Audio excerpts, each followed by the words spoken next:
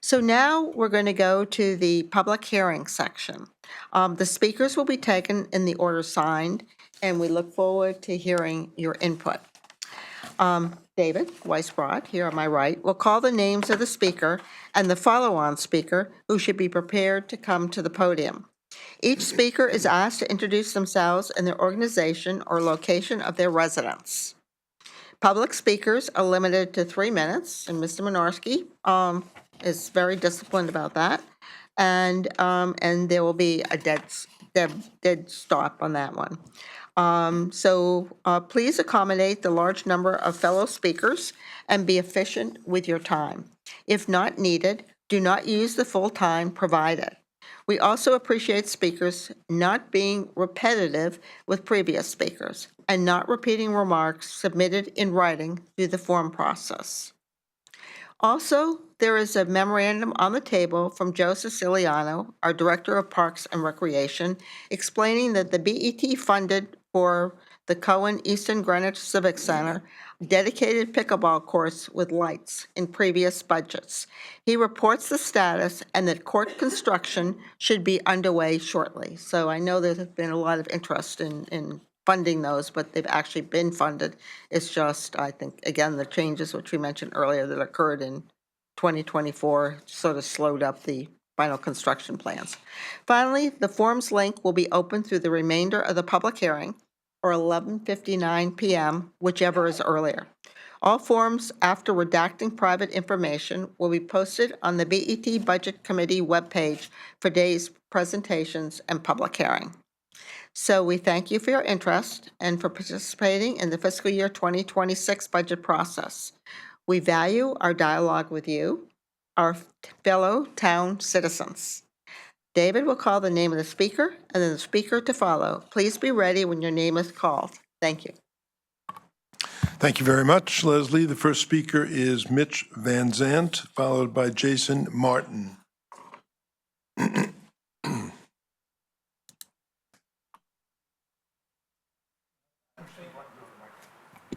Thank you all for your time this evening and for your service to our community. My name is Mitch Van Zandt. I live in Riverside with my wife, Rebecca, and our 3 children. My oldest daughter, Ruth, is in Miss Sturman's first grade class at Riverside School.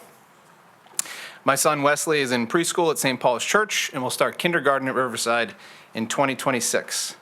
My youngest daughter, Reese, will turn 1 in March. We are one of the hundreds of families in Riverside who stand to directly benefit from the proposed Riverside School renovation.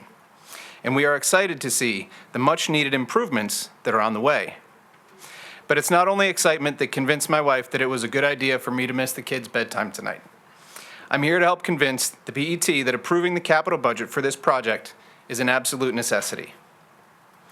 Riverside is one of the best performing schools in town and in the state. We have phenomenal teachers, staff, and students, and a PTA that does amazing things. The building itself has been a landmark of our neighborhood for almost 100 years. The exterior is historic and beautiful, and a daily reminder that this community existed long before and will exist long after any of us who was lucky enough to live here. It's also a good reminder that projects that are done properly and thoroughly with an eye toward the future will last for generations. But the inside of the building paints a different picture. In many respects, our children in 2025 use school facilities that lag significantly behind those of the elementary school I attended in 1992. Principal Martin and his staff operate a school of over 400 students from an office space that I'd bet is smaller than the home offices of some folks in this room. The cafeteria is so small that my daughter often only has time to buy her lunch and throw it away because lunch period is over by the time she gets through the line. Closets and hallways are being used as instructional spaces. And there is not a single 3rd, 4th, or 5th grade student at Riverside whose classroom meets the minimum size required by the state of Connecticut. But above all, we want our kids to be safe at school. The building is not equipped with a fire sprinkler system, which has been mandated by our own state building code for decades. 30 seconds. The security infrastructure, sadly such a critical component to even elementary education in today's world, is far behind today's standards. As you all know, the most recent Greenwich Resident Survey showed that the quality of education and the condition of school buildings and infrastructure ranks as the single most important issue to residents. So let's please make this investment in our town's future and ensure that this school, that's been an anchor of our community for nearly a century, never becomes an anchor on the development of our children. Thank you. The next speaker is Jason Martin, to be followed by Carrie Bisbee. Good evening, members of the BET Budget Committee, Superintendent, community members. My name is Jason Martin, and I'm the very proud principal of Riverside School. Tonight, I'm here to again emphasize the urgency and importance of moving forward with the proposed renovations of our school.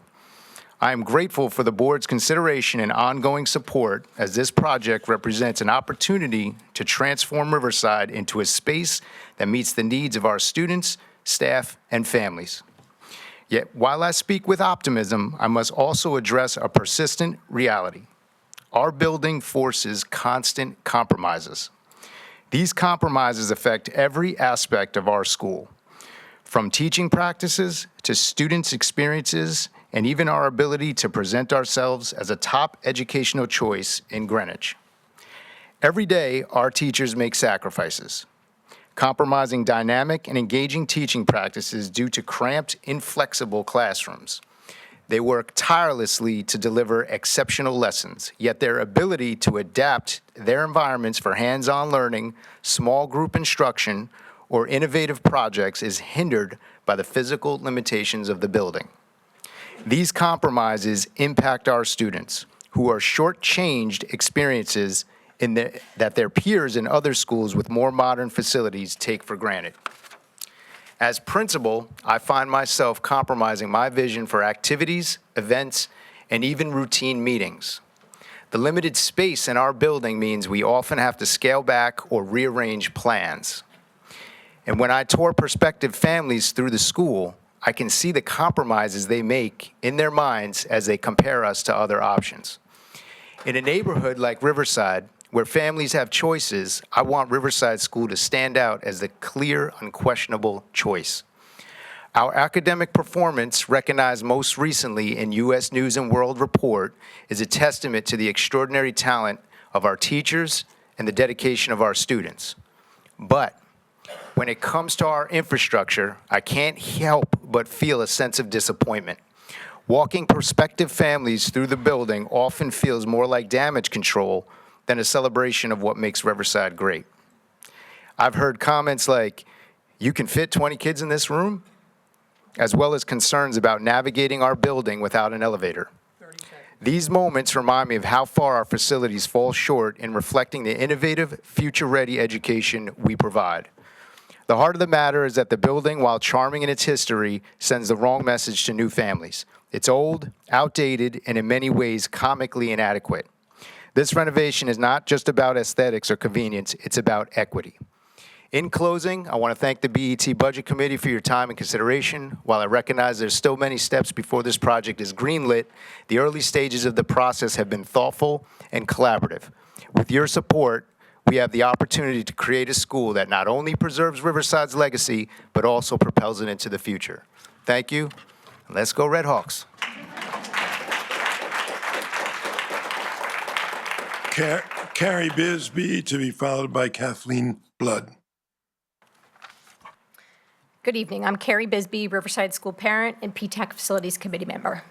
It's hard to believe it's been nearly a year since you visited Riverside to better understand the building's issues. It's hard to believe it's been 7 years since the master plan identified our building among those with the highest priority needs. It's hard to believe it's been 30 years since ADA was passed, yet 500 Riverside students and staff still spend their days in the building without an elevator. And it's hard to believe what these students and staff achieve in such an unsuitable physical learning environment. But it's easy to believe our community's excitement about the Riverside renovation because you can see it here this evening, dressed in red. You can read it in emails you've received, and you can hear it from other speakers tonight who will highlight different perspectives and reasons why the project is urgently needed. Ed specs were recently presented to the BOE. While time is needed to properly vet them, particularly the pre-K piece, Our community has openly requested that the ed specs be approved, thereby solidifying the scope of the project before the BET's April 1st decision day. According to a professional with years of experience in Connecticut schools construction, the proposed ed specs amount to an estimated $45.5 million of work, with roughly $3 million in anticipated cost escalation each year the project is delayed. While nobody can predict the future with absolute precision, the detailed estimate provided in the ed specs adds a layer of authenticity to these numbers. These ed specs deliver practical fixes to the building in 3 ways: accessibility, safety, and security upgrades that are urgently needed, a comprehensive renovation that ensures the investment in this 90-year-old building lasts for decades to come, and an addition that provides room to enlarge small spaces and create additional designated areas for specialized instruction, student support, and large group programming. When considering the proposed addition, keep in mind that most Riverside students live within a mile of the campus, with a mere 7% eligible for busing. Thus, redistributing children is neither cost-efficient nor feasible when other schools on the east side of town currently lack ample unused space. The proposed addition includes no incremental K-5 grade level classrooms, despite those being in short supply at our school just a year ago. To that end, when evaluating the merits of a building addition, homing in on certain capacity figures that are simply derived from the number of grade level classrooms in a building is short-sighted because it omits other key elements like the size and number of ancillary spaces, which in our case are primarily what need to be addressed. As taxpayers, our community expects a certain level of service in our school buildings. And in its current state, Riverside's building is not serving our students and hasn't for years. This project gives the building what it needs, and now is the time to move it forward. To that end, we ask that you include $2 million for design in the fiscal 25-26 capital budget and $43.5 million, or Mr. Camillo's $48 million, for construction in the fiscal 26-27 capital plan. Thank you.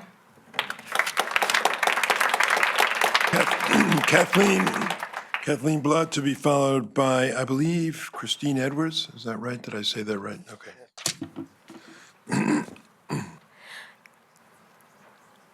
Good evening. I'm Kathy Blood, and I'm a 30-year Greenwich resident from Coscob, and I'm speaking on behalf of the pickleball community. Thanks for listening.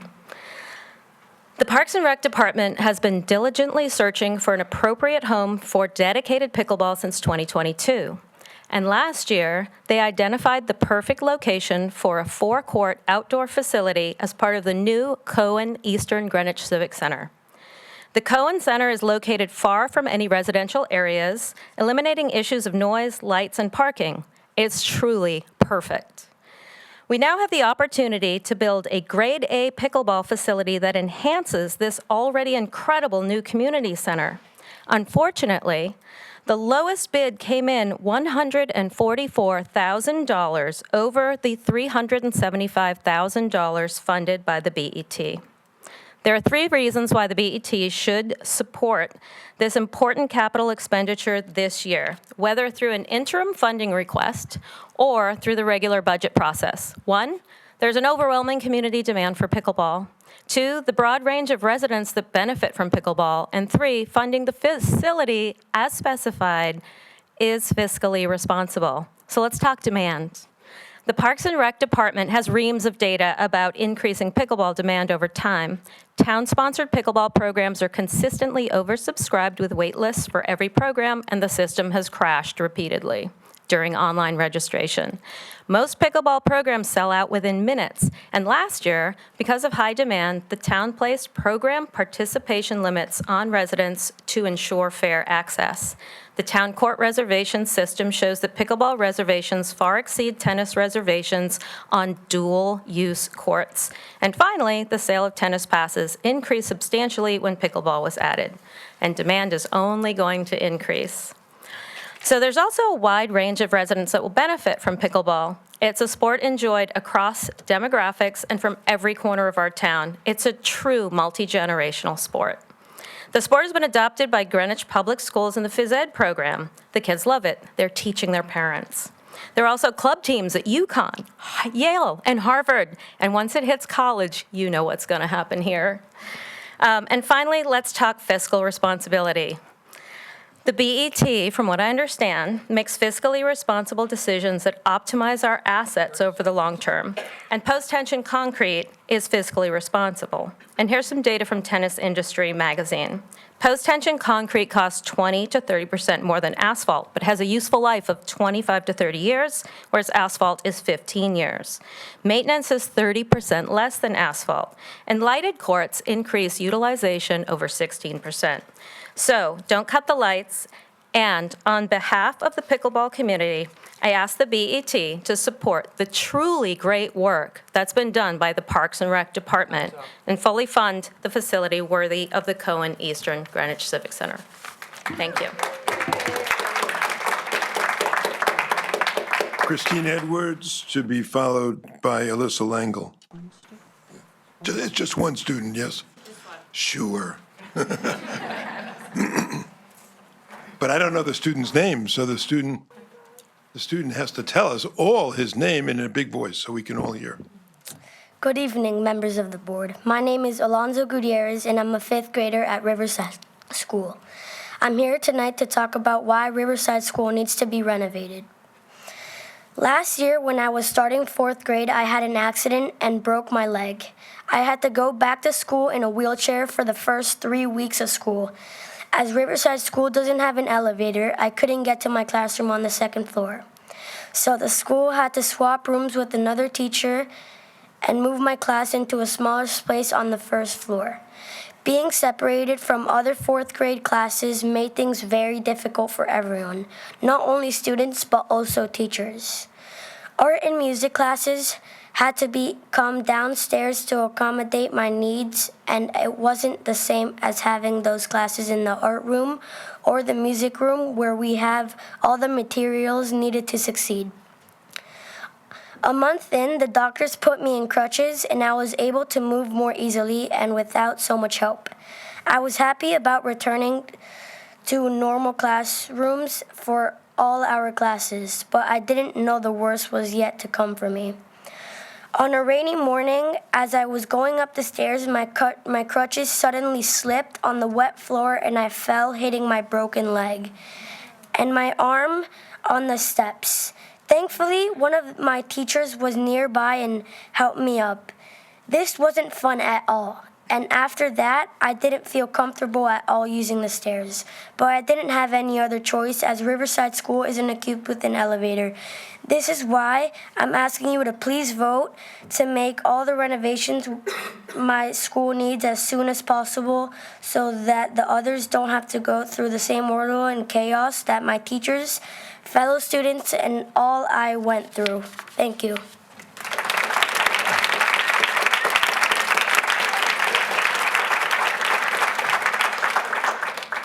Thank you. Alyssa Langle. Langle? Yes, Lingle. To be followed by Betsy McIntyre. That's a tough act to follow, but I'll try. That is a tough act.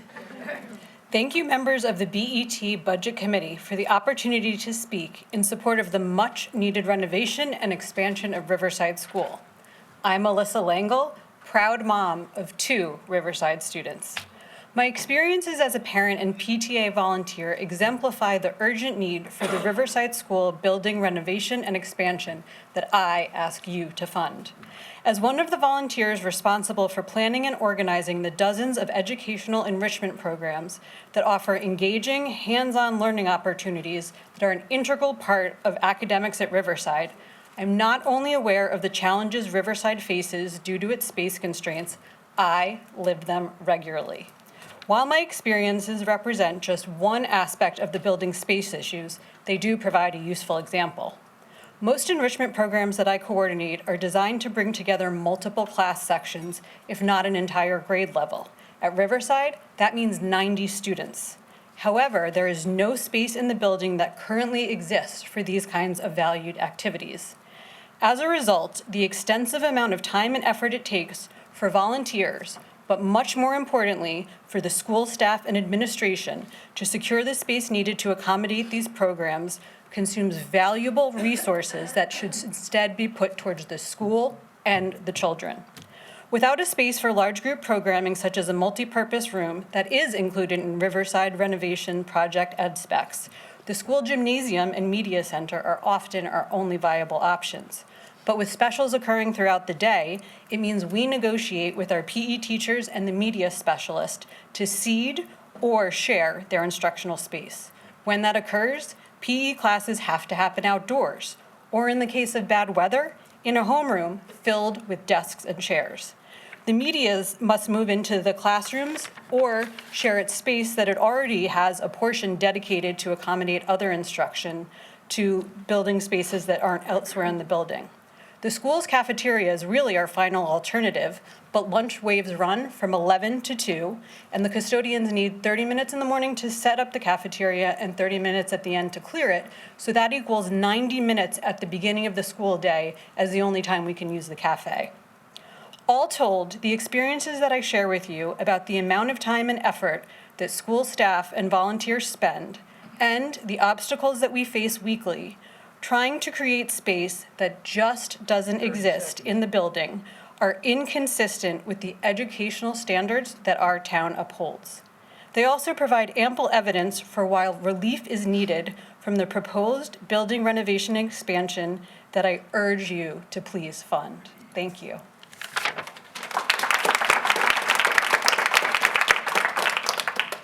Betsy McIntyre, followed by Emily Kubik. Good evening. My name is Betsy McIntyre, and I'm a parent and the PTA co-president at Riverside School.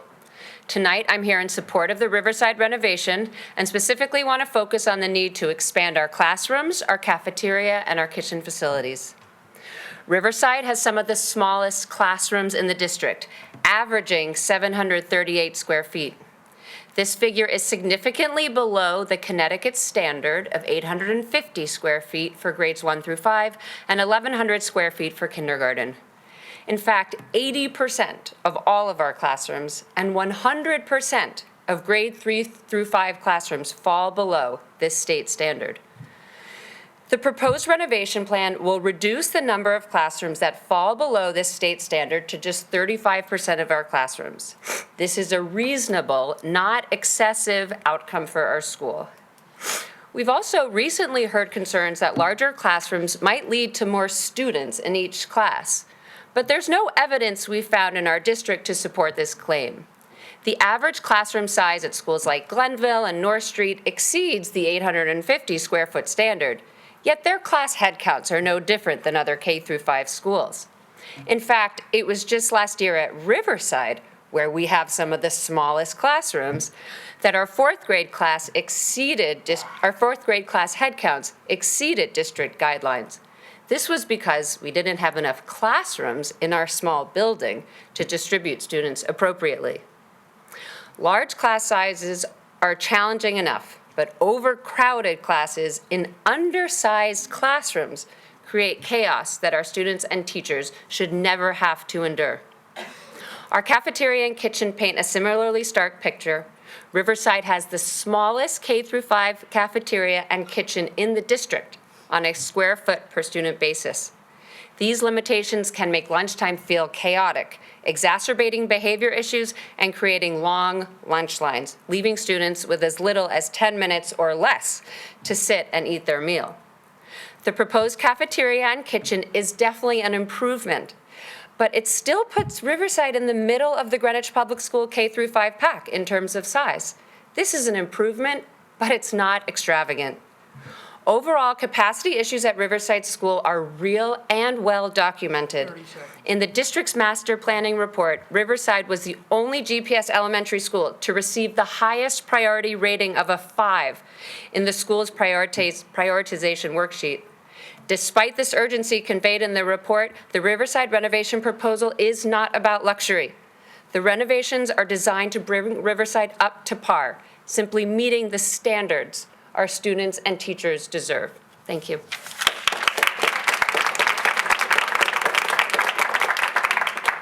Emily Kubik, followed by Catherine Burton Morgan. Hello, my name is Emily Kubik. I've lived in Greenwich for over 10 years.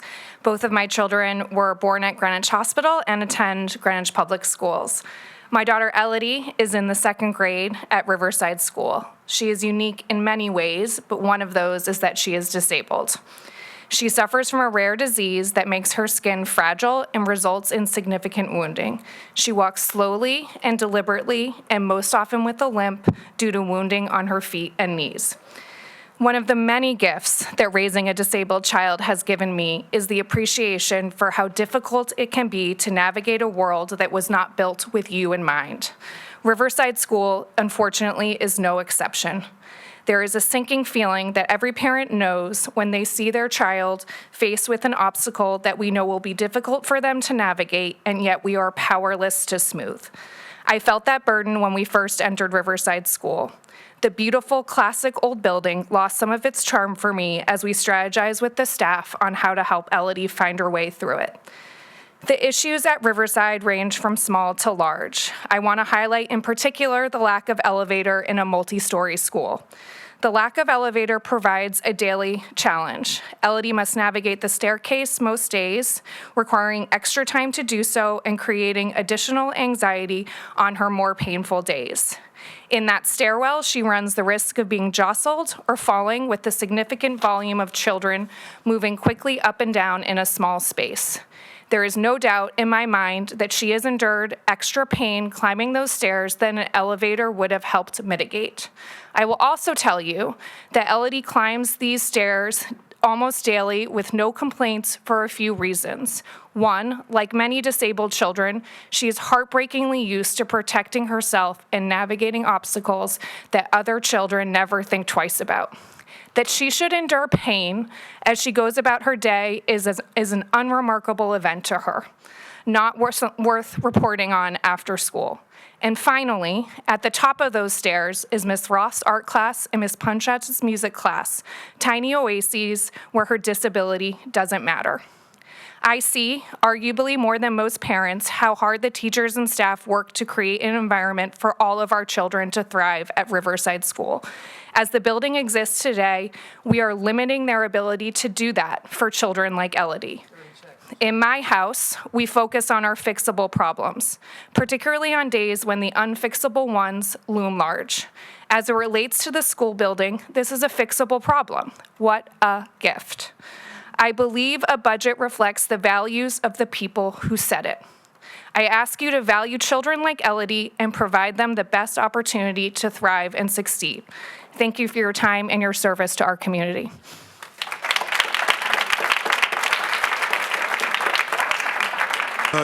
Catherine Burton Morgan, to be followed by Virginia Lockhart. Good evening. My name is Catherine Burton Morgan, and I am a parent and PTA board member at Riverside School.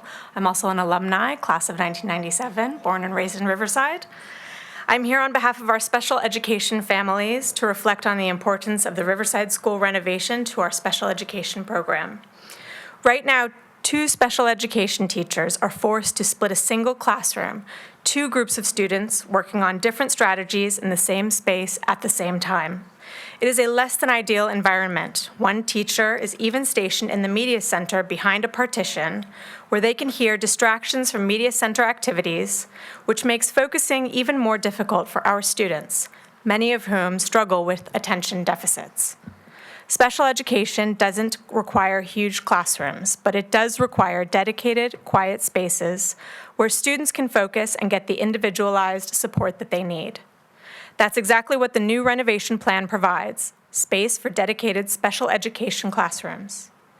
In addition, we urgently need a sensory room. Many of our students have moments where they need to express their emotions or calm down, but currently they do so in the hallways or other public spaces. This not only disrupts their emotional regulation, but also the flow of instruction for other students. The new plan addresses this need with a designated sensory room, a quiet, safe space where our students can go when they need a break. Finally, our current facilities lack appropriate spaces for meetings, such as PPTs. The new plan includes meeting rooms that will allow us to conduct these important discussions in a proper setting.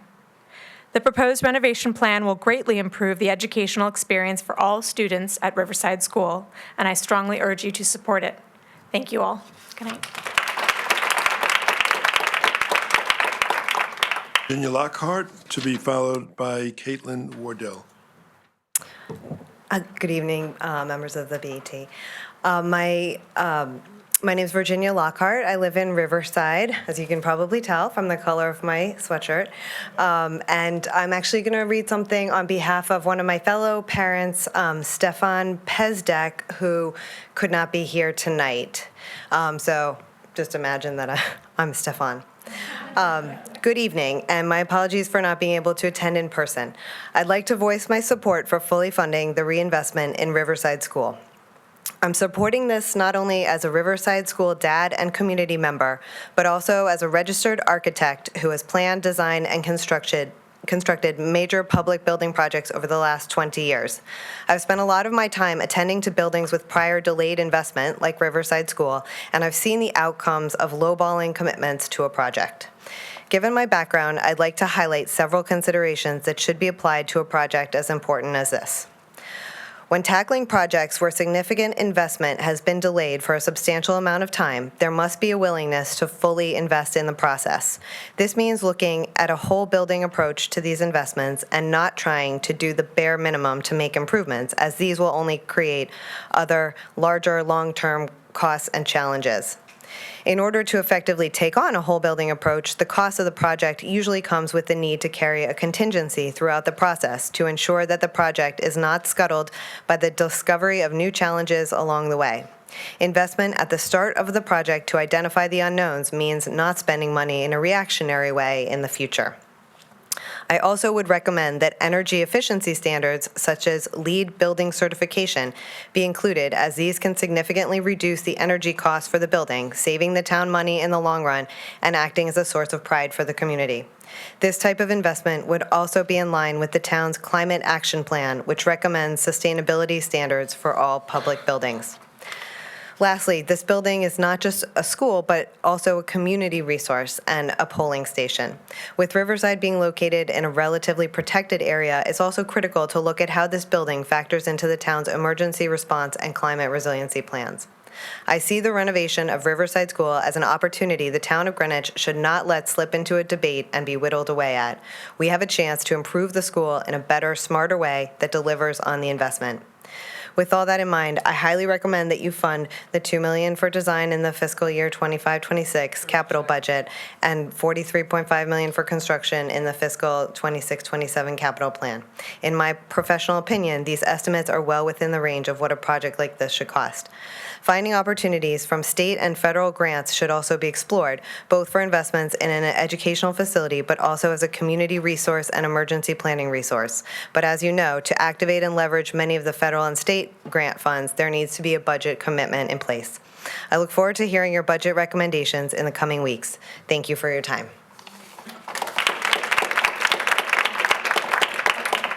Caitlin Wardell, to be followed by Janet Stone McGuigan. Hello, my name is Caitlin Wardell. I'm a parent of a 6th grader at EMS and a 4th grader at Riverside. I'm here tonight to advocate for the much-needed renovation and expansion of Riverside School, even though my children will be too old to benefit from this project. And let me say that it is shameful that the town that birthed George Herbert Walker Bush, who signed the Americans with Disabilities Act over 30 years ago, puts the safety and comfort on a child like Elodie instead of taking it on themselves. Riverside School is a gem in the GPS community.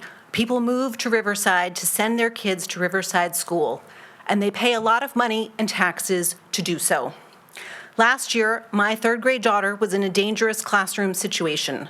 Dangerous enough so that she and her classmates had to be evacuated at least 7 times from their classroom and learning time to avoid the threat of physical harm from a dysregulated child. Being repeatedly displaced to the hallway, media center, other side of the room, or wherever else those 19 kids were sent was highly disruptive from both an educational and emotional standpoint. Last year's interim principal, Gordon Beinstein, informed me that other schools in the district have sensory rooms that provide the space for a dysregulated child to be safely removed from the class and collect themselves in a private space before resuming their learning. However, that protocol is not an option for Riverside because there are no available spaces in our perennially undersized and overcrowded building. The academic day was repeatedly disrupted for 19 children when it could have been quietly redirected for 1 child. My example is just one of the many obstacles we face in our poorly sized building. It demonstrates how the absence of a space like a sensory room, something other schools in the district now have, is directly impacting our children's education at Riverside. The reason Riverside School is overcrowded is because people want to live here and send their children to school here. We are a terrific community. Whatever population or population decline and enrollment decline trends the BET is concerned about are likely to hit a community like Riverside last. But if the town underinvests in this building renovation project, it will erode Riverside's status as a top-notch public school offering top-notch educational environment. This will prompt people to look elsewhere to spend their housing and tax dollars. I hear Darien is lovely.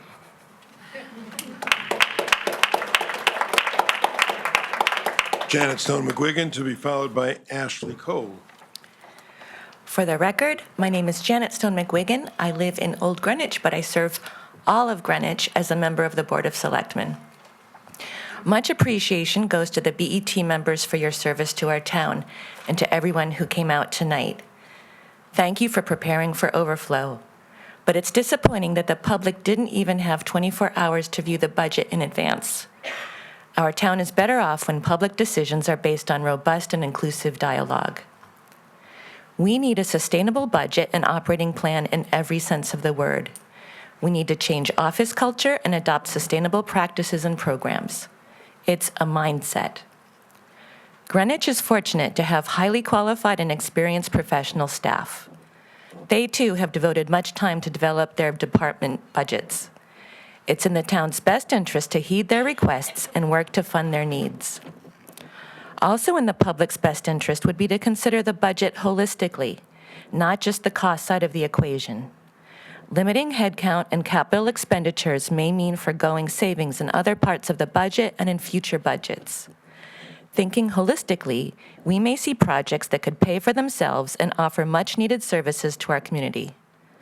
Thoughtful planning and coordination of capital projects should also be encouraged. Delaying projects and ignoring future needs will only lead to greater future expenses and inefficiencies.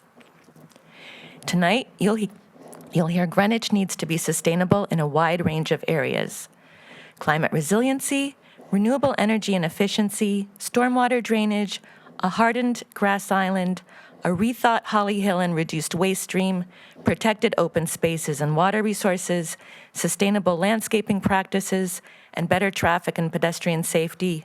Apologies if I've missed something. Greenwich loves its low mill rate. Investing in sustainability will help keep our mill rate low over the long run. And we need to consider total household expenditures, not only taxes. Insurance premiums, energy bills, and healthcare are rising due to extreme weather. It's not a question of if, but how much. Again, investing in sustainability will address these rising costs. The numbers speak for themselves. We're asking you to be responsible stewards of the town's financial and natural resources. Thank you again for your service to our town.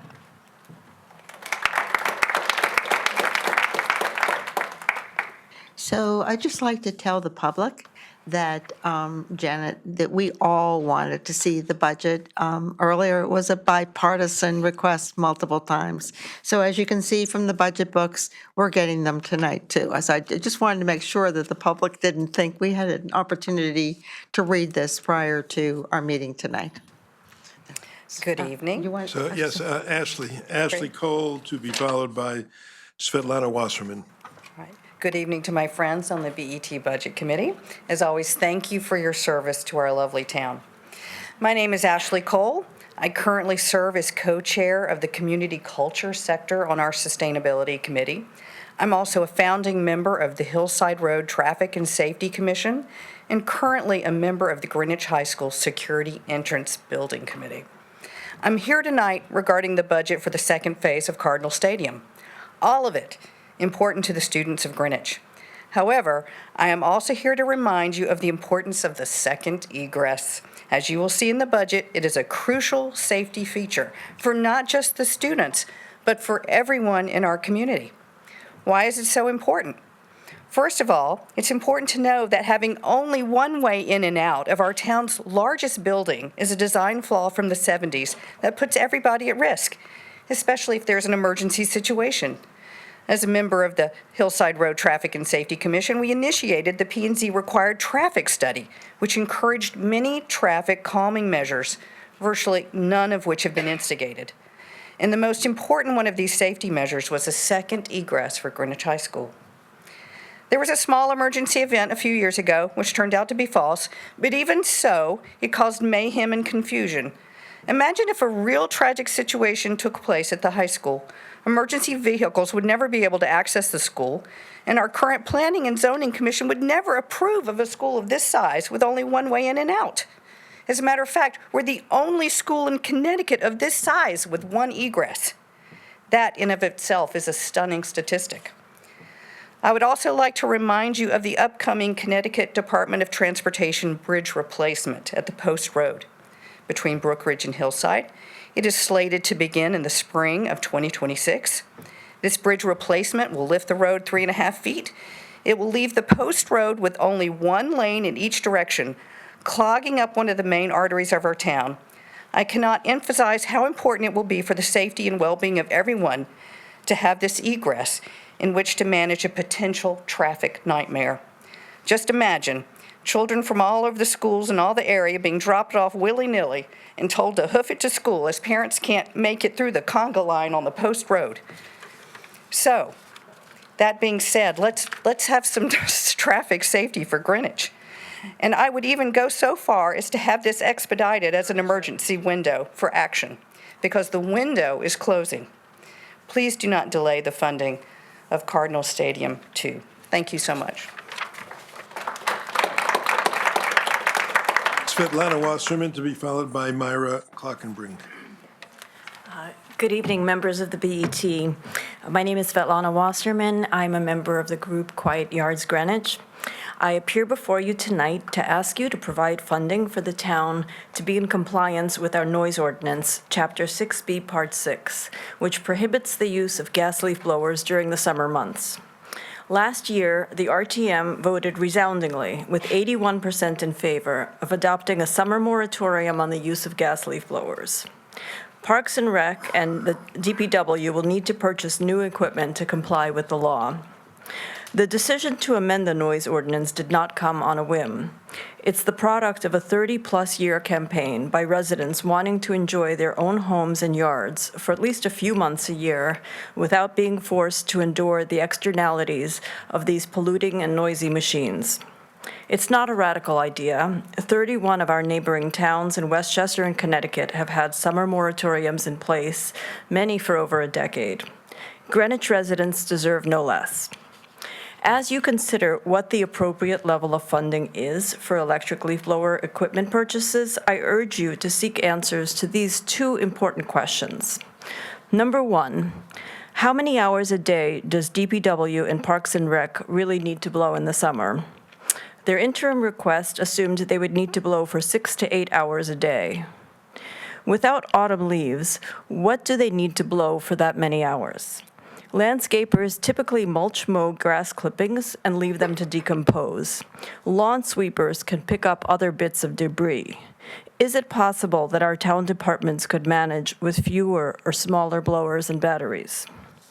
And question number two, are you looking at lifetime expenses when comparing the costs of gas and electric blowers? Electric blowers typically have a higher upfront cost because you're buying the batteries, the fuel upfront. But electricity is cheaper than gas and oil. Outside analysis, which we will share with you by email, has shown that operating costs for electric blowers are 50 to 75% lower than operating costs for gas blowers, and that the return on investment for electric equipment occurs in under 2 years. Also, electric blowers on average last 2 years longer than gas ones, and they require fewer repairs because they contain fewer parts. I urge you to seek answers to these two questions. How many hours of summer blowing are truly needed? And two, making sure that you're taking operating costs and return on investment into account as you decide the appropriate level of funding for the town to comply with Greenwich's noise ordinance. I thank you for your consideration and your part in helping Greenwich residents to enjoy their homes and neighborhoods this summer.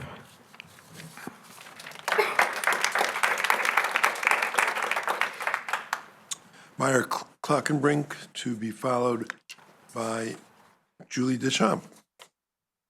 Good evening, committee members and guests. My name is Myra Klockenbrink, and I am a resident of Greenwich.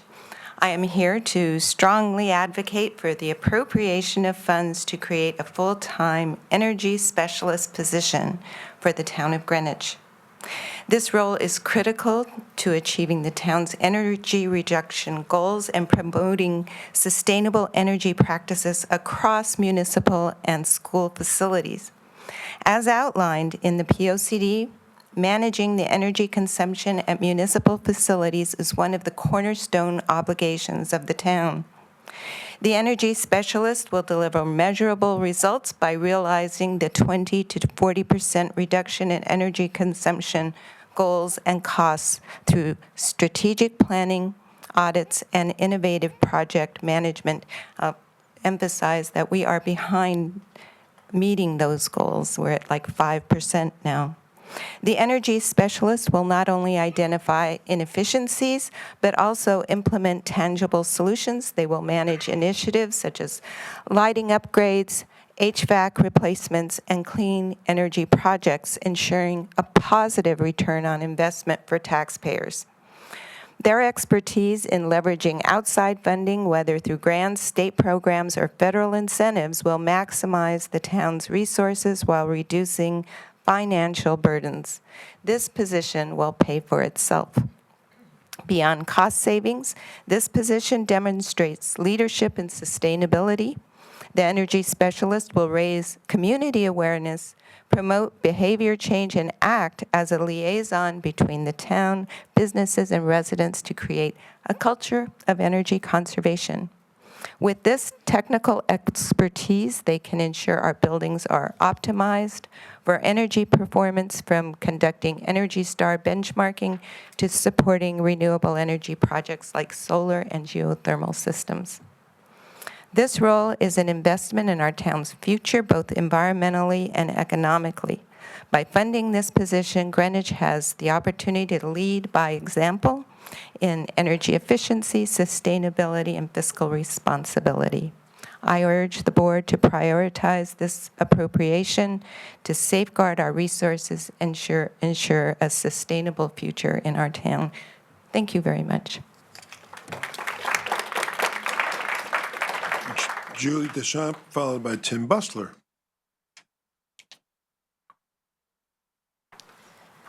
Good evening. My name is Julie Deschamps. I chair the nonprofit Waste Free Greenwich, and I serve on the Greenwich Sustainability Committee. Thank you for the opportunity to speak about our waste management system. Connecticut's disposal capacity is shrinking. 42% of waste is now exported out of state, and costs are projected to rise exponentially. During the last fiscal year in Greenwich, recycling rates dropped while trash tonnages reached an all-time high. Costs of waste disposal rose too, the town's tipping fee included. We should expect more hits to our wallets when the incinerator in Peekskill, New York, where Greenwich burns its trash, closes in just 4 years. We are at a critical point and are moving in the wrong direction. What's the town's plan? Investments in our waste infrastructure and commitments to zero waste strategies are necessary now to stave off imminent fiscal repercussions. It's time to plan ahead. A goal of the First Selectman's operation plan in fiscal year 23-24 was to, quote, expand food scrap and textile recycling programs, waste management, and community engagement.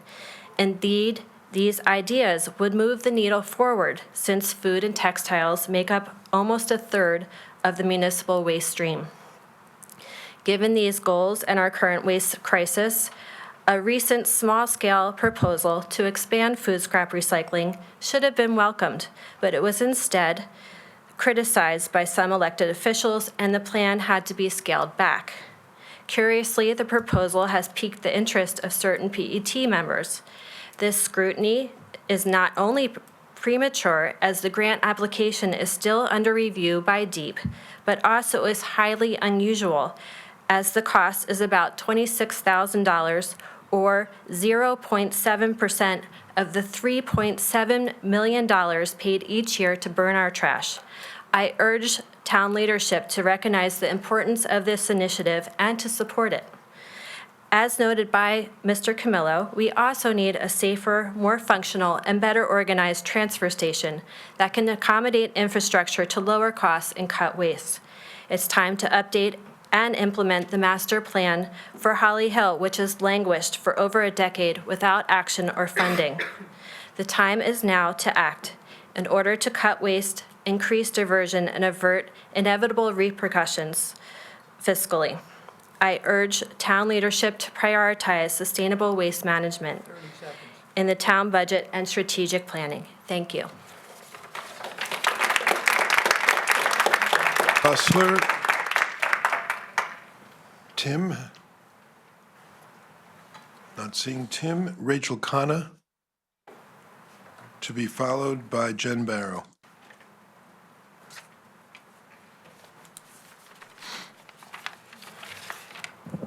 Good evening, members of the BET.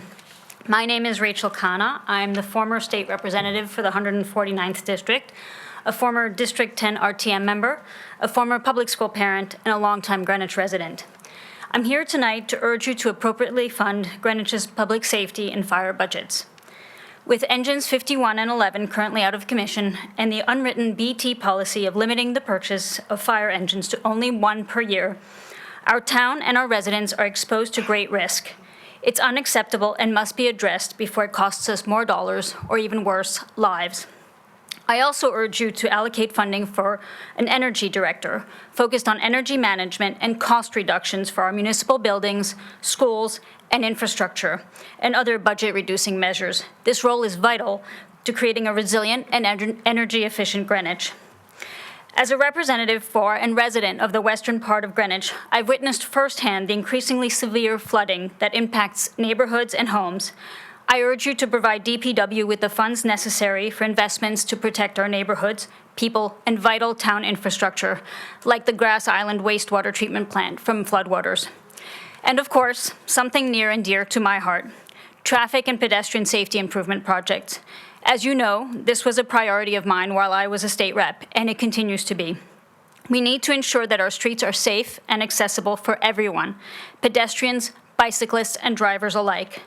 And finally, I ask you to fully fund our public schools. We need to meet our contractual obligations to our teachers and ensure that we provide 21st century facilities for our youngest residents. Our schools are the foundation of our community. Investing in our town is not just about meeting today's needs, it's about positioning our town for the future. A safer, more sustainable, and better equipped Greenwich will attract families, businesses, and opportunities that will strengthen our local economy for years to come. Thank you for your time and for your service to our town.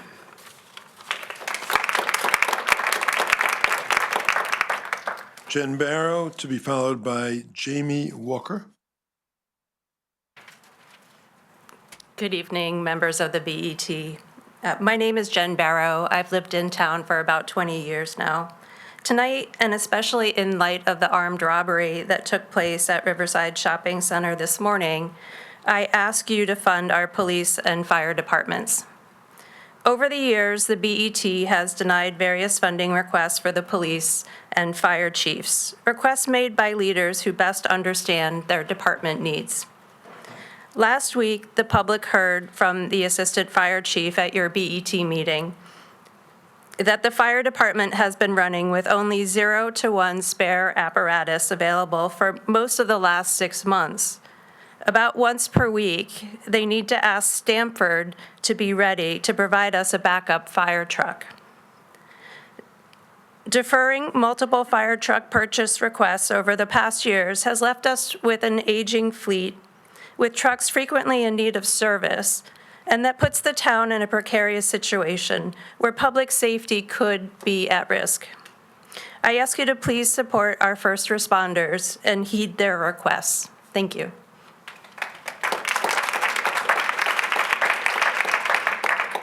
Jamie Walker to be followed by Pam Kelly. Good evening, members of the BET Budget Committee, and thank you for allowing me to speak to you this evening. My name is Jamie Walker, and I am here in support of the proposed capital funding for the renovation of Riverside School. I have been a Riverside School parent for 6.5 years and a Greenwich taxpayer for almost 12 years. My youngest is currently a 5th grader at Riverside, so although my children will not benefit directly from the proposed renovation, the importance of this project compelled me and the others here this evening to come express support. As a parent in this town, one of my greatest hopes is for the children of our public schools to have the tools and environment necessary to learn, grow, and thrive. It is one of the primary reasons my husband and I chose to move to Greenwich 12 years ago, and why many families choose to move here today. Unfortunately, the current state of Riverside School does not reflect a space conducive to this goal. Outdated facilities, overcrowded classrooms, and lack of basic safety and security features are not just inconvenient, they are barriers to success. Our children deserve better.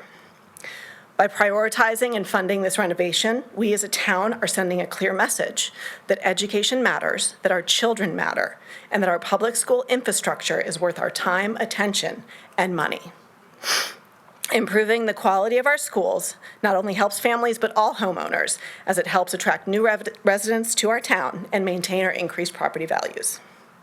The proposed renovations would provide teachers with the tools and much-needed space to deliver the high-quality education we want for our kids. Well-behaved students wouldn't need to be sent into the hallway to complete classwork, as happened to my daughter last year in her overcrowded 4th grade classroom. There would be adequate space for our unique learners and the resources they need, including special education, speech and language, and occupational and physical therapy, which my son utilized during his time at Riverside. And in case of a fire, there would actually be a sprinkler system to extinguish it. I understand that budget constraints and competing priorities are constant challenges for the BET, and I appreciate that these decisions are not easy.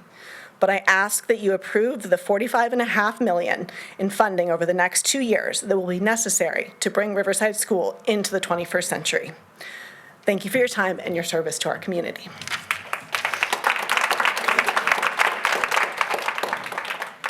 Pam Kelly to be followed by Joan Seguin. Good evening. My name is Pam Kelly, and I'm a kindergarten teacher at Riverside School. Thank you for allowing me to speak about this much-needed renovation to our building. I've been at Riverside School for 22 years, so I've witnessed firsthand the growing needs of our school. As I walked into the room tonight, I saw not only current Riverside parents, but I also saw a bunch of faces that I recognized from a long time ago. People in this room were parents of kids that I taught 15 to 20 years ago. If I were to invite them back into my classroom right now, I think they would be disappointed to see that my classroom in the school looks pretty much the same as it did when their students attended 20 years ago. As education has evolved, our building has not kept pace. As with any 91-year-old building, it is desperately in need of some upgrades. Being a part of the feasibility committee allowed me to understand the challenges we face, and I feel that the architects have developed a building that truly speaks to what we are currently lacking. The general layout of the building is a constant challenge, especially for our youngest learners. Far too many instructional minutes are lost trying to get the students safely down to the cafeteria and the gym every day. With the art room and the music room on the second floor, that not only adds minutes to our transitions, but it presents a safety concern, having to navigate a large flight of stairs. Having the cafeteria centrally located and all of the specials on the first floor will add priceless minutes to our daily teaching. The constant shuffling of entire classes through the hallways and in a single narrow hallway to access the gym and cafeteria creates a constant bottleneck and makes a chaotic and confusing situation for kids. On a daily basis, I fear that we are an accident waiting to happen. We need to keep in mind the safety of our students. For students that require extra support to get around physically, there is no way for them to access the second floor. There is no private space for physical therapy and occupational therapy to give those students a proper classroom to work on their goals. As we have seen a greater need for sensory spaces, adding the sensory room is a necessary addition. Many of the classroom spaces are simply too small. It's a constant struggle for teachers to create an environment that lends itself to hands-on learning, group work, and movement. Teachers are forced to think outside the box every day to be sure that they are providing engaging and meaningful lessons in a space with such physical limitations. Riverside is a wonderful school and community. We have a hardworking, incredible staff, supportive families, and very talented students. This community deserves a building that supports its potential rather than hinders it. Thank you.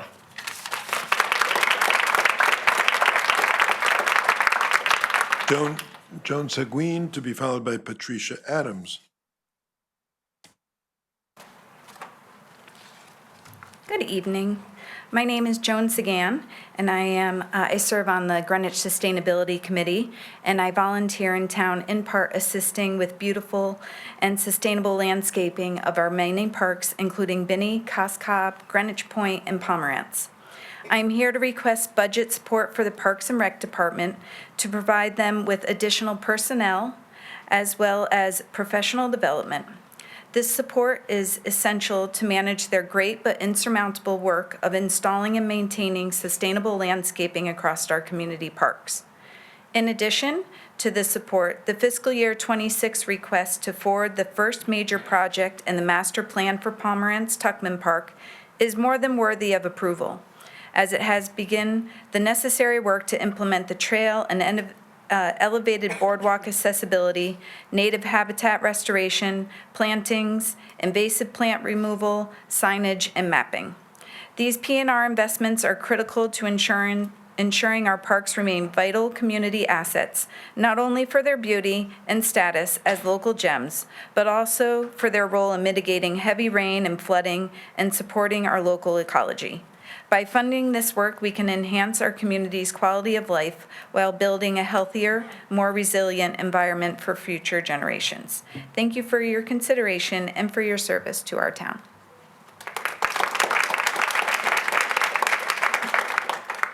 Patricia Adams, to be followed by John Fisher.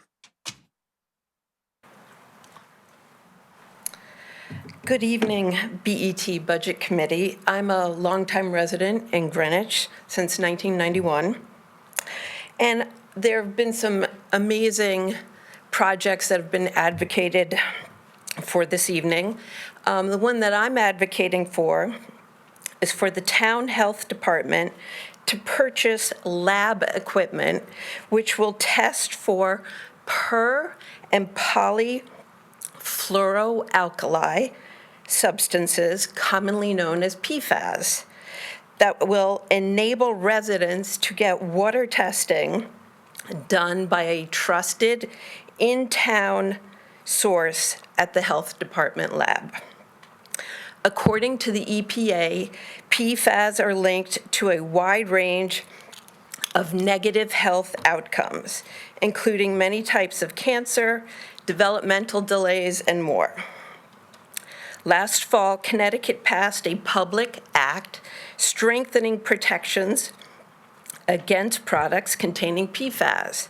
But Greenwich residents don't have a way to verify if the water in our homes are safe without researching and tracking down a lab to send it to out of town.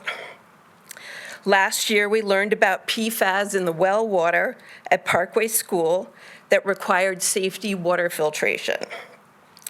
As awareness increases about PFAS risks, residents don't have an easily accessible way to test water in their homes.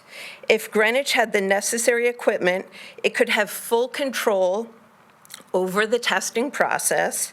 We'd ensure accuracy and consistency without having to rely on an outside lab to prioritize water samples.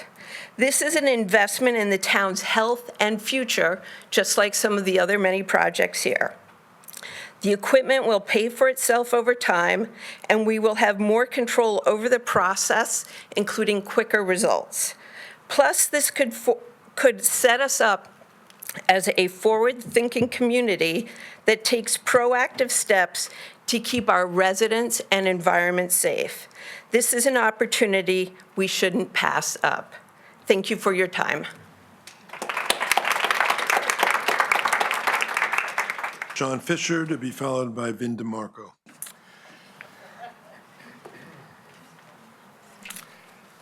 Hi, thanks for this opportunity to speak. I'm John Fisher, the Greenwich PTA Council President.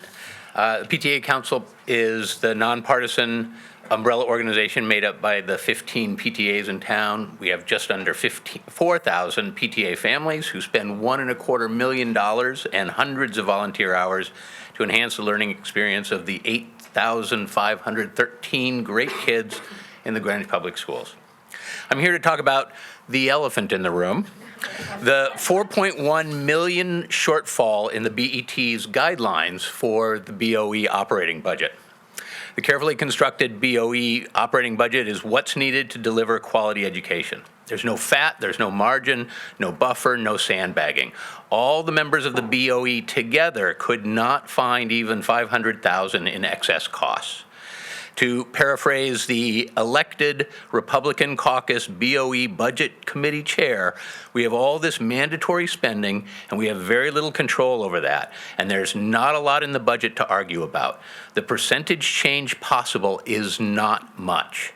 The BET is going to have to find ways to raise your guidelines. It might not be easy, but it's important to approach this with clarity and focus rather than emotional attachment to target numbers. The guidelines suggest that the decline in enrollment might somehow translate into a reduction of 12 teaching FTEs. We all know it doesn't work that way. The enrollment decline is spread across 15 schools. It didn't happen in a neat little cluster. We've heard suggestions to close Parkway, but we all know it doesn't work like that. Parkway students and teachers would have to go to schools that are already at or near capacity. We hear people complain that the schools are expensive and we need academic outcomes to justify that. Well, that does work. As we saw in the various academic achievements Dr. Jones highlighted in her Celebrating Success presentation. And Niche and the U.S. News and World Reports ranks GHS number 4, number 5, EMS number 2, and the GPS district is number 7. We've moved up in academic ratings and rankings. And achievements go beyond academics. 8 state sports championships, state chess champions, science awards, music awards, all of that's only possible with proper funding and proper staffing with the highly qualified and inspirational teachers we have. Budgets are about choices and priorities. The resident satisfaction survey last year found that the quality of education and the state of the schools is the most important issue, the priority for Greenwich residents. The only choice is for the BET to fully fund the proposed BOE budgets. Thank you again for this time, and thank you for your service to the community.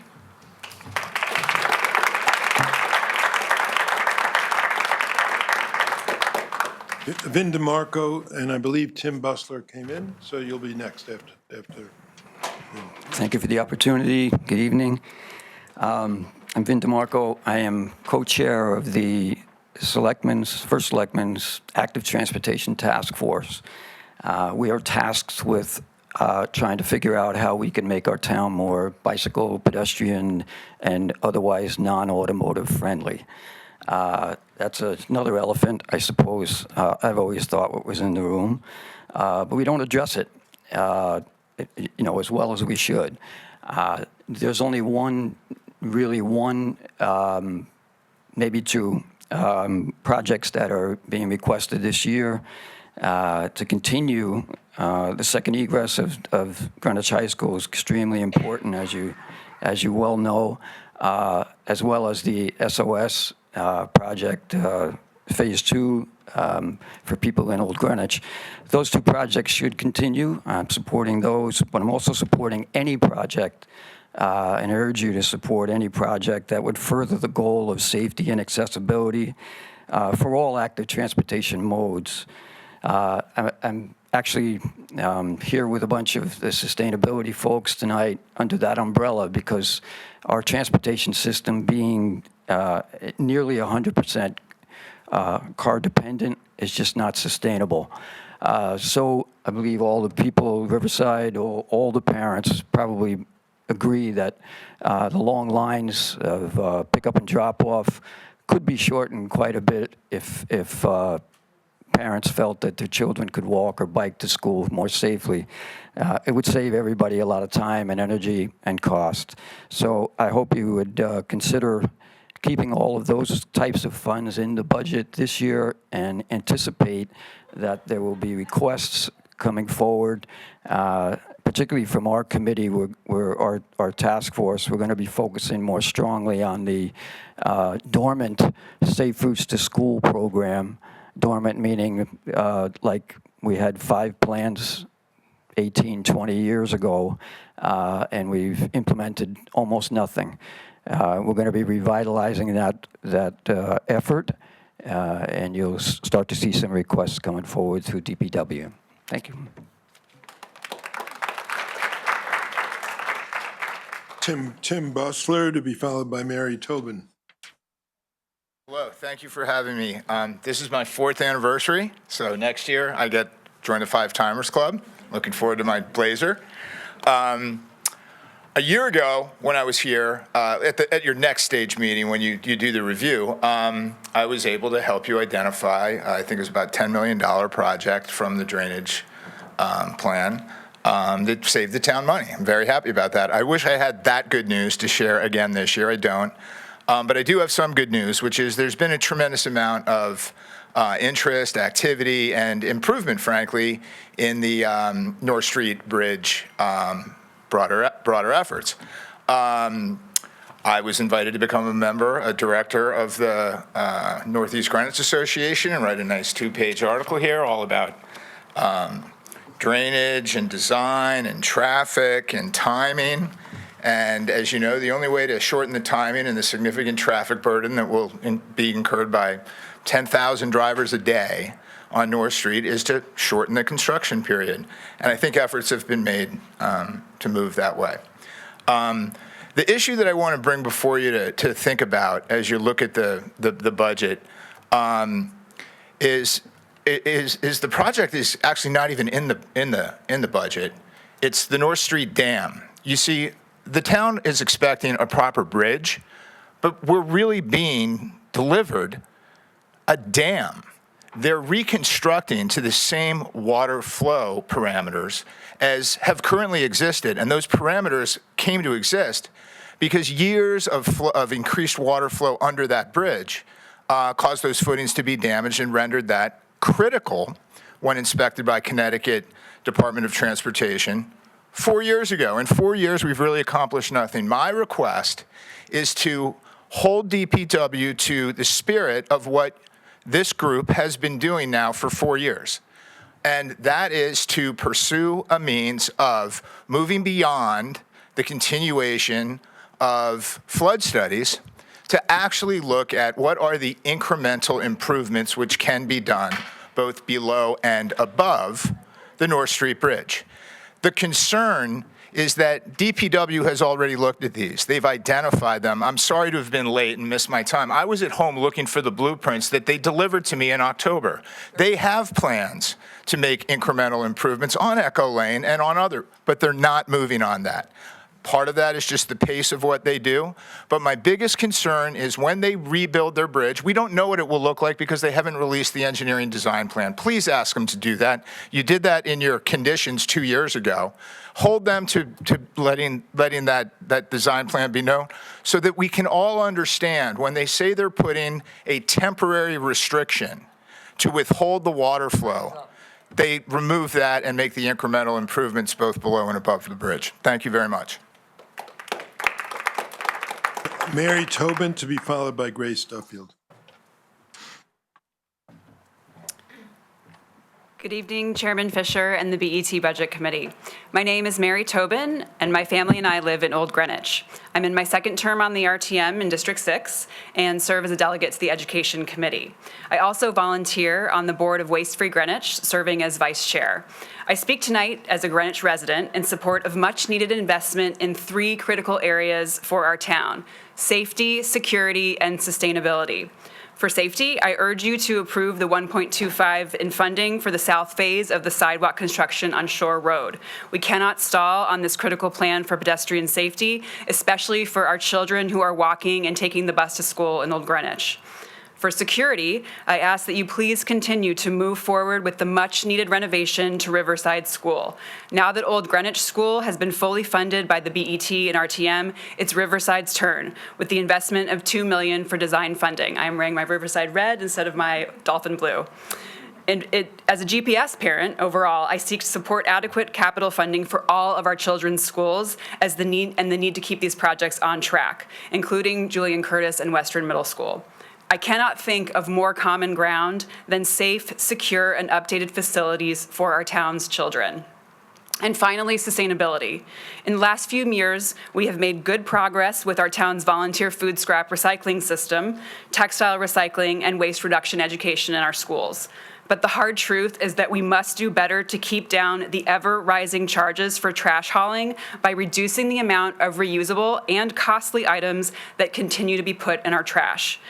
As I learned when I was in the Girl Scouts, you should try to leave your environment better than you found it. Instead, we are paying more to clean up a growing mess. And we ship that mess to our neighbors in Peekskill to have it incinerated, polluting the air near their homes and schools. It is past time that our town invests in a long-term plan for tackling this problem. I deeply appreciate all of the people who volunteered their time and talent to make this town one of the best places to live in the country. Thank you for your service in that effort. Together, we can shore up our town's critical needs for safety, security, and sustainability now and for generations to come. Thank you. Grace Duffield, to be followed by Doug Fenton. Good evening, BET members. My name is Grace Duffield, and I just moved to Greenwich 10 months ago. And one of the reasons I have decided to speak out is because I was really disappointed in the upkeep of the town. Greenwich has the highest grand list and the second lowest mill rate in the state as far as I can see. And it makes me wonder if that's been the primary goal, to have a low mill rate. Most towns have goals like a strong Department of Public Works, a strong Department of Public Safety, a well-maintained public works, and top schools. As far as public safety, right now, from what I understand, you have 2 fire trucks that are in the shop because of past budgeting decisions. Stamford Fire Department is having to come to our aid nearly every week. And Public Works, we know in our homes that if we don't replace something correctly the first time, it only costs more in the long run. There's the expenses of repeated quick fixes, the deterioration that causes it to become a more expensive project, and the project's bottom line inflates with time. And if you don't fund DPW enough, residents can save a few $100s. But if there isn't money to fix drainage in someone's neighborhood, it can be very expensive when their basement floods. As for the schools, I was glad to hear that some of the schools are doing well. I believe the school in my district is actually number 39 in the state for the wealthiest town in the state. I really don't think that's very good. I really hope you don't cut the budget and you work on your infrastructure for the schools. The young man that talked before, the student, he brought me back a while. Because I remember in Ridgefield, they had the same problem. There was no stairs and they had to work, there was no elevator and they had to work around. That was 20 years ago, and they remedied that problem 20 years ago. Okay. I've lived in Fairfield County for decades and have been to a lot of town meetings. I know that the mere whisper of raising taxes can create a knee-jerk response. I've got to say, I haven't seen anybody tonight stick up for the mill rate. But I just urge you to step back and think about our goals and who we are, and remember how risky and costly it is if we make unnecessary cuts. Thank you for your time. Thank you for your service. Doug Fenton to be followed by Janet McMahon. All right. Hello, members of the BET Budget Committee. My name is Doug Fenton. I'm a resident of Riverside and serve on the Budget Oversight Committee of the RTM, but speak here for myself and my family. Last year, a bipartisan majority of you decided to fund the Board of Ed's FY25 approved budget. That decision was celebrated by the Greenwich community, and we have seen it pay dividends in our schools so far this year. Regarding the FY26 budget now on the table, the Republican BOE budget chair said, of the 4 budgets I've been involved with, this is the most straightforward and least controversial one. After that initial budget was reduced in a bipartisan manner, the BOE approved their budget with a 7-to-1 vote. Earlier this month, I presented to the BOC on our schools.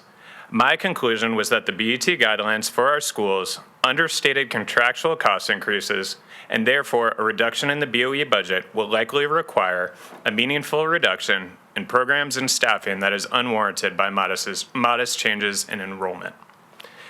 Even if the BOE budget is fully funded, this coming school year will already see K-5 classrooms with their largest average class size since 2019. The total number of K-12 general ed teachers funded by the town and by grants will have been reduced by almost 30 since the 22-23 school year. In the approved budget, our gen ed student-teacher ratios are expected to continue to rise. Greenwich schools already run efficiently. Compared to Darien, New Canaan, and Westport, we already have fewer total staff per student. Greenwich also has fewer administrators per student than these districts.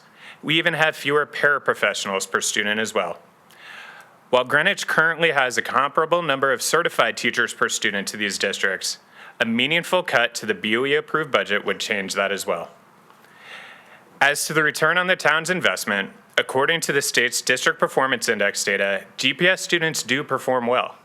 Greenwich is one of the small number of comparable districts with a higher average DPI across subjects than we had pre-pandemic, and our students continue to see academic growth over the past school year. I will share my presentation to the BOC with all of you and would welcome the opportunity to walk you through that work. I ask that through this process, you diligently evaluate the appropriate budget for our schools and not just anchor to a budget guideline created with inputs that I don't believe were informed correctly by the data. In sum, I'm asking you to fully fund the Board of Ed's approved operating budget to ensure that Greenwich will have strong and efficient schools in the year ahead. Thank you for your consideration and for your services to the town.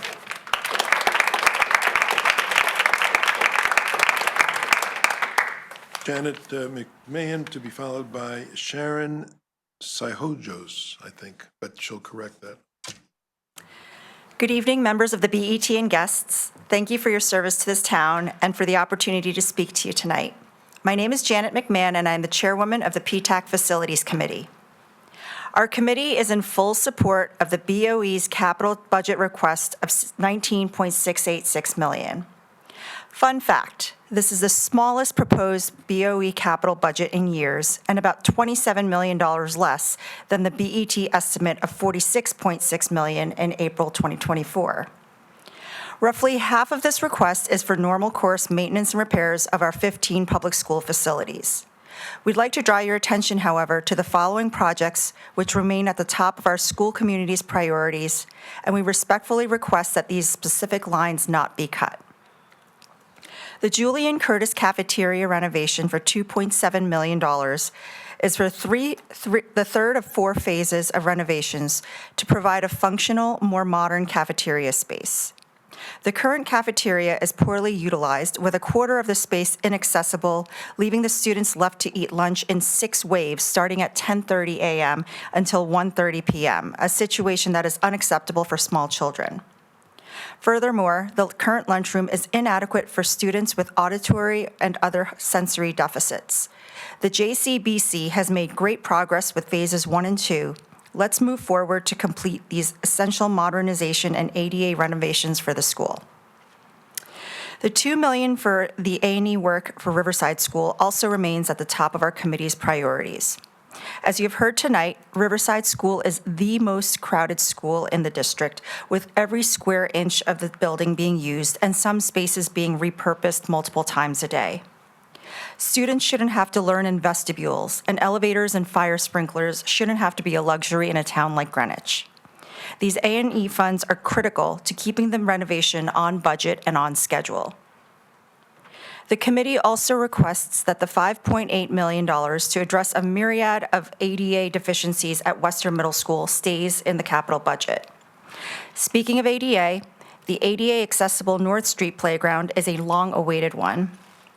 Unfortunately, it remains to be seen if $425,000 will be adequate to address all of the deficiencies, but we will keep you posted. 30 seconds. It is cruel for students to have to sit in wheelchairs and crutches on the sidelines and watch their peers play on the playscapes. Thank you for appropriating the first half of the funds for the GHS Cellular Improvement Project last year. Now it's time to fund the second half. $500,000 is a small price to pay for the safety and well-being of 2,500 students, teachers, and staff. In conclusion, PTAC Facilities respectfully requests fully funding the capital budget. The more we delay any capital project, the more we open up our town to liability and preventable construction escalation costs. It also delays other school construction projects, which although further compounds the BOE's existing backlog of projects. Thank you. Sharon, and you'll correct my pronunciation of your last name, followed by Kristen Beecher. I chased her away. Sharon is not, she's not, okay. Kristen Beecher, to be followed then by Alex Quintana. Hi, everyone. Good to see you again, all of you. I'm Kristen Beecher. I live on Shore Road in Old Greenwich. I just want to express my gratitude for your service, for your dedication, your time. It is because of you that we've reached an important milestone. Thanks to the funding approved last year, the DPW successfully completed a survey and preliminary design work for a sidewalk on Shore Road. We are pleased to hear and confirm that the sidewalk is indeed feasible. There's a large and passionate group of community members who have been eagerly anticipating this progress. This year, we are requesting approval of the funding for the construction phase to connect Sound Beach to South Crossway, creating a safer and more accessible pathway for everyone. Shore Road is and always will be a heavily traveled pedestrian and traffic route because it leads to Todd's Point, a treasured town park frequented by our entire community. In fact, 500,000 people go to Todd's Point just in the summer alone. But the lack of sidewalk puts countless lives at risk, especially to Greenwich's children. There are 26 bus stops on that stretch of road. With all that said, I just wanted to reiterate that this is top of mind for all members of the community, and we are thrilled to know the construction is in fact feasible. We look forward to having this road improved for our town, and thank you for your continued support.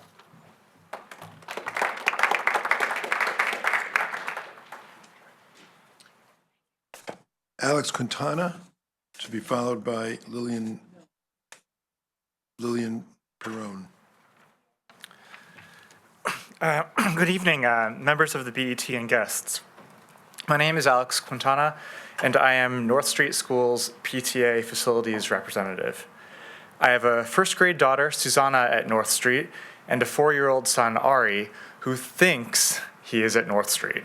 I'm here to advocate for the full funding of North Street School's proposed ADA accessible playground in the Board of Education's capital budget, approximately $425,000, although the full architecture design has not been completed, so we have yet to see if that number will hold true. North Street School proudly hosts Greenwich's Unique Learners Program, which serves children with disabilities, including those who use wheelchairs and are visually impaired. Today, the condition of the playground excludes those children. The playground has a wood chip surface, which makes it impossible for children using wheelchairs or crutches to access the space. The play structure lacks accessible features such as ramps or sensory equipment. The blacktop is uneven and slanted downwards, which also makes it difficult to navigate. And our pre-K playground lacks a fence, and you try to chase after 20 children running in different directions, some towards the street. Edges around the playground present a tripping hazard for all of us, not to mention visually impaired children or those in wheelchairs or using crutches. What I love about this project is that it's a true community builder. The project will allow every child, regardless of ability, to play, learn, and connect with their peers. For kids, this is an essential part of their social and emotional development. By funding this project, you'd be taking a meaningful step towards creating a truly inclusive environment at North Street and in the community. I respectfully urge you to fund the ADA accessible playground. This project will tangibly improve the lives of our children and the community. Thank you very much for your time and for your service to Greenwich.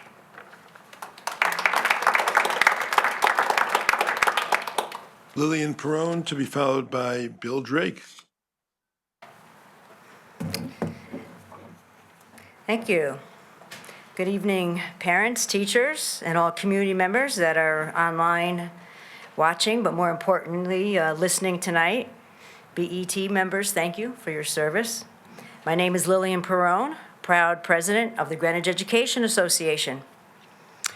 I'm not going to talk about buildings or pickleball courts. I'm going to talk about what all you call as human capital, but I call them human beings. My GEA members, your teachers, our students. I want to thank my teachers for those great scores that Dr. Jones talked about earlier, the great scores, the growth, and accomplishments on your backs. I thank our Board of Ed members and Dr. Jones for trying to do the best they can on presenting a fiscally responsible budget. Over the past 2 years, it's already been stated that we've cut 21 teachers, but now it says 30. I like your number better, or not like it. If those cuts happen, there will be a domino effect that will impact the quality and delivery of instruction and services for all our students and quality of working conditions for our teachers. You will hear more about those details from our teachers and parents, I'm sure, over the next couple of weeks and months. But let me tell you what I'm doing. I'm up at the state with CEA lobbying for legislation and with our legislators, ways to attract and retain and improve teacher salaries for both paras, cut teachers' exorbitant fees, and getting them certified and improve working conditions. I'm up here talking with senators and our representatives, and I want to thank them for doing their part. I want to thank Senator Fazio, Representative Stephen Meskers, Hector Rosino, Rachel Hanna, and Senators Rob Sampson and my friend Leslie Zukis, both Democrats and Republicans, bipartisan. I want to thank them for the support. But BET, what are we doing? What are we doing to help our students and our teachers? Well, let me give you a reality check and some names and faces to what a $4 million cut means. Do you know that in some cases, we have only one applicant applying for jobs? Do you know that sometimes I'm on committees and I find out it's canceled because there's 0 applicants? In my 36 years in Greenwich, that has never happened. Is this good for Greenwich? The teachers are leaving Greenwich, especially in our SES department. Our staff, our SLPs, our psychologists, our SPED staff are leaving. Greenwich can't keep or hire paras and subs. They are leaving. If you hire when they're hired and they find out, Greenwich, they leave because they're offered more money by Stanford or Fairfield because they're paid more money. Is this what is best for Greenwich? So what does it mean when we don't have enough paras and sub? It means that my teachers and our paras and subs, both working their contractual plan, giving up their planning time, or covering classes, or filling in for lack of subs, disrespected, overstressed, overworked, and they get sick, they get criticized by some of you for being out sick. That is why staff is leaving, and is not good for Greenwich. I heard you the first time. Our children are our responsibility, but must be our priority with all our teachers. Thank you. Cutting my time is not good for Greenwich.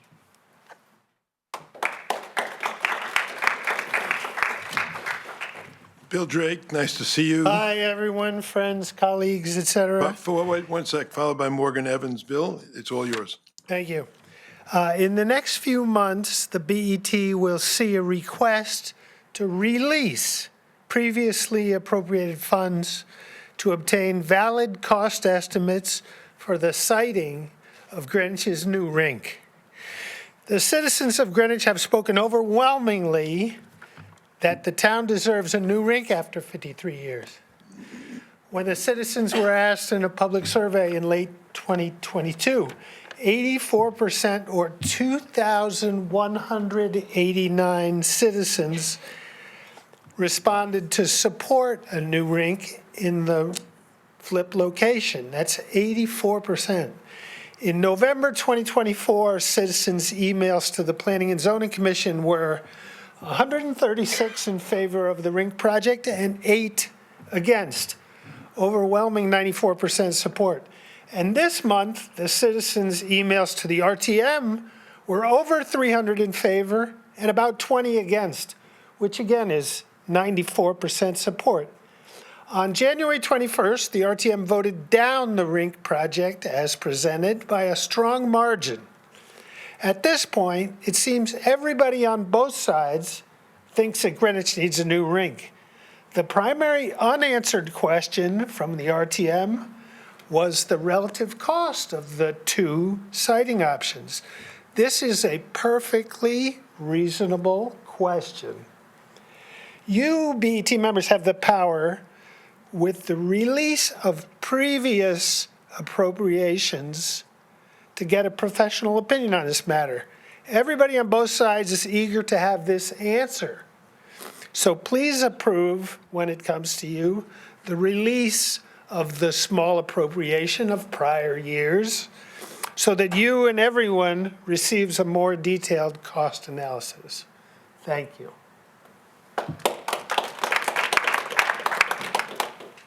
Morgan Evans, to be followed by Kim Nielsen. Good evening. My name is Morgan Evans. I'm an Old Greenwich resident and a District 6 RTM member. I'm here tonight to speak in support of the Sidewalks on Shore project. I'd like to assure the BET that it remains very much a live topic among District 6 voters who have expressed a lot of support for this. Last weekend, my 10-year-old daughter was able to walk from Sound Beach Avenue to Tomac along Shore Road to her friend's house and home by herself.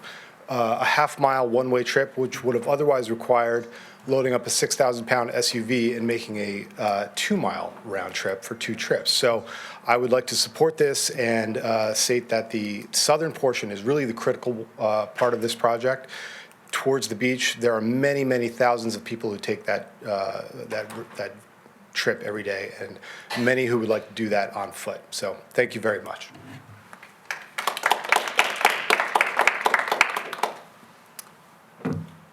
Hi, I'm Kim Nielsen. I want to echo some of the comments today in support of Sidewalks on Shore. I'm also a resident of Old Greenwich, here to request the approval for funding for the sidewalk construction from Sound Beach Ave to South Crossway.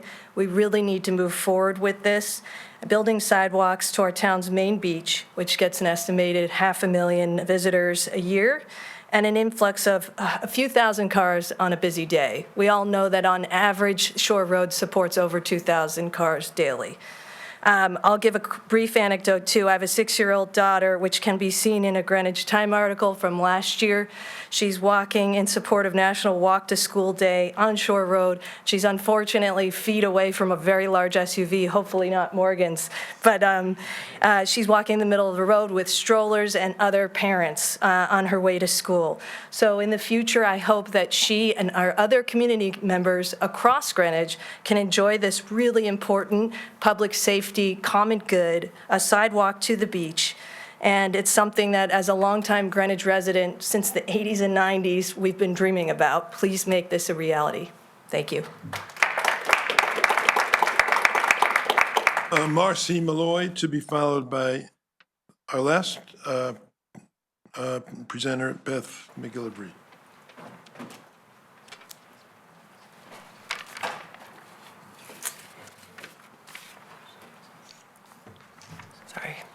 Hi, my name is Marcy Malloy. I live in Old Greenwich.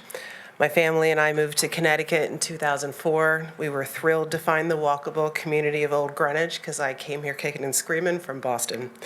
So during the past 20 years, sidewalks have been installed all over Greenwich.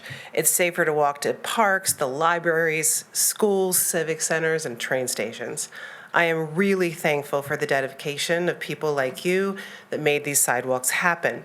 Your hard work and service has allowed greater access to the important things in life, like community, education, health, and safety. Although I'm not in the business of running a town, as a primary care physician and a health advocate, I am in the business of taking care of people, just like all of you are in the business of taking care of the people of Greenwich. Both you and I are also required by law to ensure safety. You, the safety of the citizens of Greenwich, and me, the safety of my patients. The lack of sidewalks on Shore Road to Todd's Point is a major safety issue that needs to be fixed now. Pictures usually speak louder than words. So please view the pictures of my husband.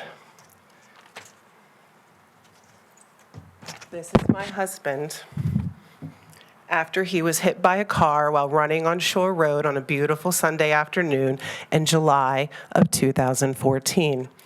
My husband's an experienced runner. He's run 9 marathons. He suffered multiple face injuries, injuries to his hips, his knees. He suffered a severe concussion, which prevented him from working and functioning for several months. He's lucky to be alive. The driver denied fault, and thus a lawsuit ensued. And thankfully, the judge's ruling was in my husband's favor. The lack of a driver's visibility of runners and walkers on Shore Road due to large hedges, narrow roadways, and a lack of sidewalks were main points of discussion in the lawsuit. At the time of the accident, I was focused on taking care of my husband and my family and juggling work. I couldn't focus on the safety and infrastructure of Shore Road.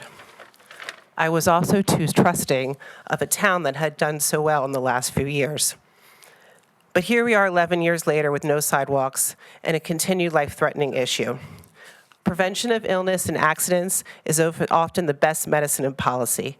Yes, a risk-benefit analysis is necessary in any prevention effort. However, the construction of sidewalks on Todd's Point is absolutely less costly than a lawsuit. More importantly, preventing a high morbidity and mortality accident is just the right thing to do. Do the right thing, approve the construction of the sidewalk.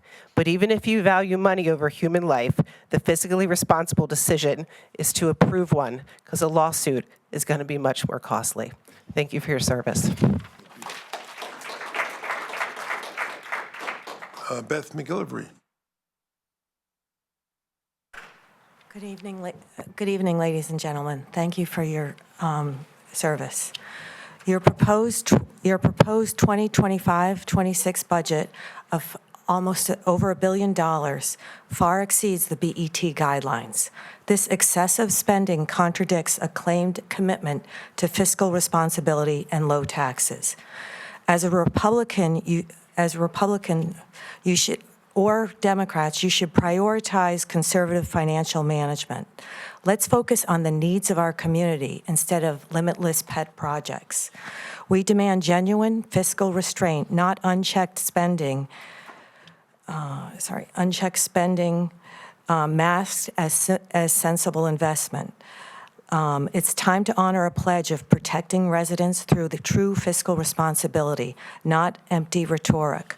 An increase in taxes is not the pledge. In closing, I turn to the budget and estimation representatives.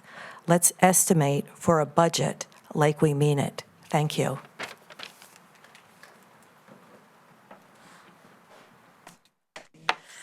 So I think we've now addressed all of our speakers, and I thank you very much for your patience, and we thank you for your interest, and thank you for your comments, and we look forward to the department budget meetings and the fiscal 2026 budget that continues to offer services that make Greenwich the best place to live, raise a family, start a business, or retire. Again, thank you for your participation, and thank you to all who helped support this evening for us.